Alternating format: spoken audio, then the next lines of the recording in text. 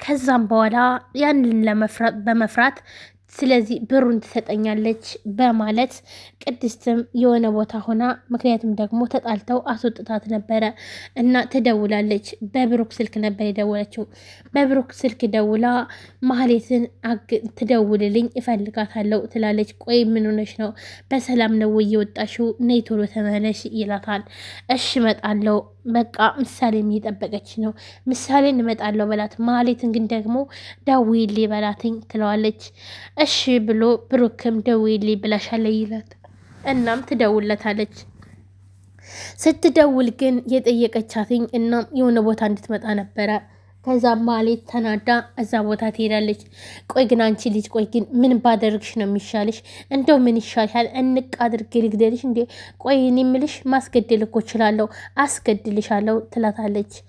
ማህሌትም በጣም ተናዳ ያለ እሱን እንኳን ማድረጋችን በጣም ብዙ ጊዜ ሞክረሽ ነበረ፣ ልታስገድኝም አስበሽ ነበር፣ ግን ደግሞ ይህን ነገር አትችይም፣ አታደርጊውም ትላለች። አደርገዋለሁኝ፣ እውነት አደርገዋለሁ። ቆይ ግን አንቺ ግን እሺ ስንት ብከፍልሽ ይሻልሻል ከዚህ ቦታ ውልቅ ብለሽ የምትሄጂልኝ ትላታለች። ምክንያቱም ደግሞ ብከፍል ስንት ብከፍልሽ ይሻልሻል ስትላተኝ እሷም ደግሞ ያለችው አይ መክፈል ሳይሆን ቆይ አሁን እሺ ልንገርሽ፣ በዚህ ከተስማማን እሺ ችግር የለውም እኔ ከህይወትሽም ከሁሉ ነገርሽም ውልቅ ብዬ እወጣልሻለሁ ትላታለች። እሺ እንግዳውስ ምንድን ነው ትላታለች። እና እሷም የምትፈልገው በጣም ብዙ ብር 500,000 ብር እንድሰጣትና ከዛም በኋላ ከህይወቷም ከሁሉ ነገሯ እንደምትወጣላት ትነግራታለች። እሷም እሺ በቃ ግን ደግሞ የሁሉ ብር ከየት አመጣለሁ? በጣም በዛ ትላታለች። አይ በቃ በዚህ ካልተስማማሽ ተይው፣ እኔ ሁሉንም ነገር ለጋሽ እነግረዋለሁ። በቃ እየወሰለችም እንደሆነ እንዲሁም ደግሞ ከሞገስ ጋር ግንኙነት እንዳላችሁ ሁሉንም ነገር እነግረዋለሁ ትላለች። አረ በፍጹም እንደሱማ እንዳታረጊ፣ ብሩን እሰጥሻለሁ በቃ ትላለች። እንግዳውማስ እንደዛ ከሆነ እሺ ችግር የለም ብላ እሷም ትስማማለች ማለት ነው። ግን ደግሞ ምን ያክል እርግጠኛ ነኝ ማለትም ተመልሰሽ ባትመጪስ እንደባለፈው ገንዘቤን ወስደሽስ ብታገስረኝስ ትላታለች። አይ እሱ እንኳን ችግር የለውም ምንም ችግር የለም ትላለች ማለት ነው። እናም እንደዛ እያለች እያለ ግን መጨረሻ ላይ የሚገርመው ነገር እዛ ተስማምታ ቅድስትም ትሄዳለች ወደ ቤት እና በሩ ይንኳኳል። በሩ ሲንኳኳ ኤፍራታ ነበረች። ኤፍራታ ስመጣ ወይ ጉድ ፈላ፣ በጣም ብዙ ችግር ይፈጠራል አሁን ላይ ትላለች። ቆይ እሺ እንዴት መጣሽ ትላታለች። ምን ሆነሽ ነው? ምን ማለት ነው ትላለች። ኦኬ እሺ በቃ ችግር የለም ትገባለች። ከዛም ከገባች በኋላ ግን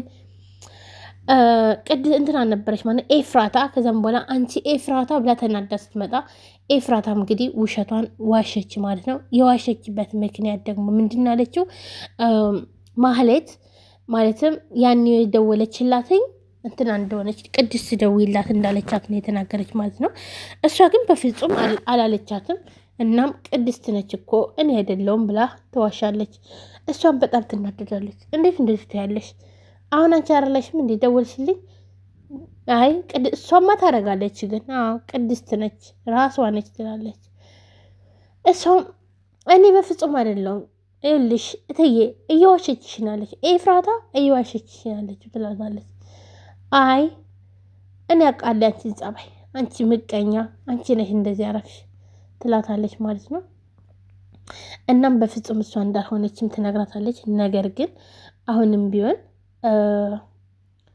ማለትም ማህሌት አምናታለች እንግዲህ ኤፍራታን ማለት ነው። ኤፍራታን አምናታለች። ያመነችበት ምክንያት ምንድን ነው?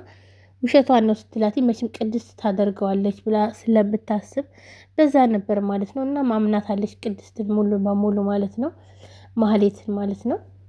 በጣም ነው የሚያሳዝነው እውነት ለመናገር የሰው ልጅ ለማጥፋት ይሄን ያክል እንግዲህ ጥግ ድረስ መሄድ በጣም ከባድ ነው ማለት ነው። ውድ ቤተሰቦቼ ሲውላችሁ ማስተባበታችሁን ኮሜንት ላይ አስቀምጡ ማለት ነው።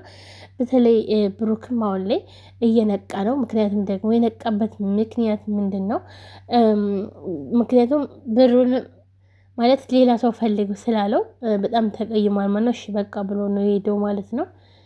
ስለዚህ ውድ ቤተሰቦቼ እንግዲህ ሀሳብ አስተያየታችሁን ኮሜንት ላይ አስቀምጡላችሁ ማለት ነው።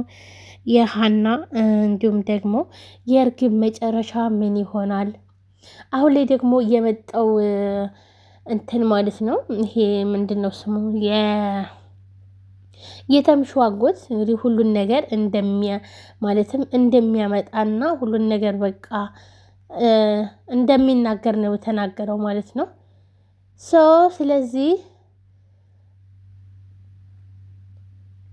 ተምቹ ማለት ነው አሁን ላይ በጣም የሚገርመው ነገር ማነው ውድ ቤተሰቦቼ የተምቹ አጎት አሁን ላይ በቃ ሁሉን ነገር እንትን ይላል ማለት ነው። ምክንያቱም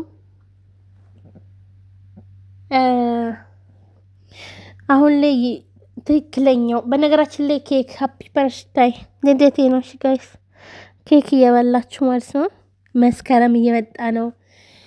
ደስ ደስ የሚለው ሀና በአዲስ አመት አዲስ ነገር ይዛ ትመጣለች ማለት ነው። ምክንያቱም ሀና ሁሌ ትክክለኛ እውነትን ይዛ ስለምትመጣ ስለዚህ ሁላችሁም ላይክ፣ ሼር፣ ሰብስክራይብ አድርጉ። ስለነበረን ጊዜ እናመሰግናለን። ላይክ አድርጉ ጋይስ፣ ይህ ቻናል አዲስ ነውና ሰብስክራይብ አድርጉ። እንዲሁም ደግሞ ሀሳብ አስተያየታችሁንም ኮሜንት ላይ አስቀምጡ ማለት ነው። በተለይ ደግሞ የእርግብ ፍቅረኛ ማነው ጋይስ፣ የድሮ ፍቅረኛው አሁን ራሱ ያስፈራት ማለት ነው። በጣም ፈርታለች እርግብ ማለት ነው። ምክንያቱም ለወይዘሮ ሜላት የሚነግርባትና የሆነ ሌባ እንደሆነች የሚያጋልጣት ነው። እንዶ መስረቅ እኮ ሌብነት እኮ ግን ጥሩ አይደለም። እውነት ለመናገር በቃ በጣም ነው የፈራችው። ይሄን በዚህ በኩል ልጋለጥ ነው ብላ ማለት ነው። እንግዲህ በጣም በሚያሳዝን ሁኔታ ማለት ነው። ግን መጨረሻው ምን ይሆናል የሚለው እንግዲህ የምናይ ይሆናል ማለት ነው። ሀና አሁን ላይ አቶ ኖላዊ እንግዲህ ሀና አታውቅም ማለት ነው ይሄ ነገር ሁሉ እንደሚፈጠር ወይም ደግሞ አቶ ኖላዊ እርግብን ለማግኘት እየሰራ እንደሆነ እሷ ይሄን ነገር አታውቅም። ምክንያቱም እኔ ምንም ነገር አላረግም ብሏታል ማለት ነው። እና ሀና ሳታውቅ የልጅቷን አድራሻ ፈልጉ ብሏቸው ነበር ማለት ነው፣ ተምቹና አሲርን ማለት ነው። ነገር ግን ደግሞ አሲር ደግሞ ተምቹን በሚገርም ሁኔታ አሜሪካን ወስዳለሁ ሲለው አጎቱ በፍጹም ተምቹንም ጥዬ አልሄድም፣ እንዲሁም ደግሞ ያበላሸሁትን የሀናን ህይወትም እንደዚሁ አመሰቃቅዬ አልሄድም ብሏል ማለት ነው። ጓደኝነት ይህንን እንደዚህ ነው ማለት ነው። በጣም ደስ ይላል እውነት ለመናገር ማለት ነው። ተምቹ ያለው ነገር እውነት ነው። ምክንያቱም ከአሲር ጋር በጣም ጓደኛ ናቸው። ስለዚህ ጓደኛዬን ጥዬ አልሄድም እንደው ቢሄድ እንኳን ነገር ሁሉ እንኳን ቢስተካከልና ጓደኛዬን ጥዬ አልሄድም የሀና ነገር ቢያልቅ እንኳን ያለው። ስለዚህ ተምቹም ግን ደግሞ ማለትም አሲር ሂድ ብሎታል ማለት ነው። ለምን አትሄድም? ተገኝቶ ነው ወይ ይሄ እድል ተገኝቶ ነው ወይ? ለምን ምንም አይሆንም፣ ግን ደግሞ በፍጹም አላደርገውም ብሏል ማለት ነው።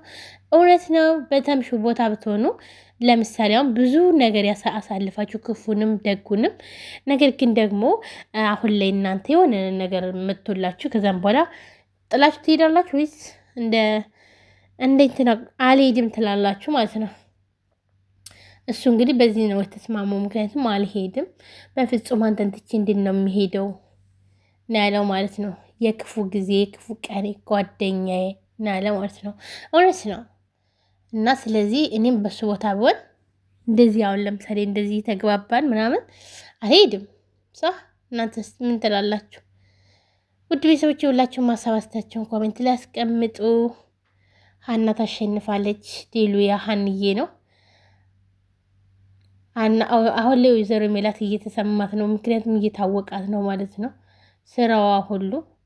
ይቺ ሀና ስታንገላታት በተለይ ደግሞ አሁን የተሰማትኝ ምክንያቱም እዛ ሆስፒታል ላይ በተጭበረበረው ነገር ነው ማለት ነው። በተለይ ደግሞ ልጅም ሳትሆን ከምንም በላይ ደግሞ ሱቁና አስከፍታ እርግብማ አሁን ጉዷ ነው ገና ማለት ነው። ምክንያቱም ወይዘሮ ሜላትን አሳምና ሱቅ አስከፈተች። እንግዲህ ያን ሱቅ ሽጬ ነው የሚሄደው ብላለች።